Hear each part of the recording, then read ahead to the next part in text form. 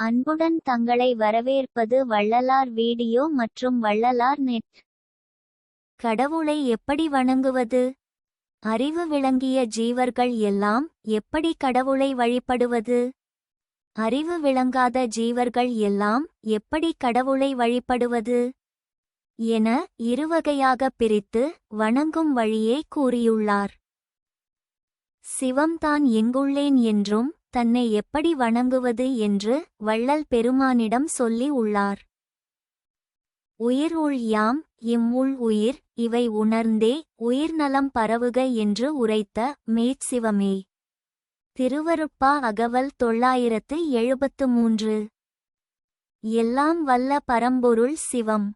நமது வள்ளல் பெருமானுக்கு தான் அனைத்து உயிர்களின் உள்ளேயும் உள்ளேன், அனைத்து உயிர்களும் எம்முள் உள்ளது, அதனால் உயிர்களுக்குச் செய்யும் நன்மைதான் சிவத்தை வழிபடும் முறை என்று உரைக்கிறது. அதாவது அறிவு விளங்கிய ஜீவர்களுக்கெல்லாம் ஜீவகாருண்யமே கடவுள் வழிபாடு என்று திருவருட்பா ஜீவகாருண்ய ஒழுக்கத்தில் சொல்லி உள்ளார். இதனால் கடவுளிடம் மாறாத அன்பும் உயிர்களிடம் தயவும் கடவுளை வழிபடும் வழி என்று அறிய வேண்டும். அதாவது ஜீவகாருண்யத்துடன் கூடிய சத்விசாரம்.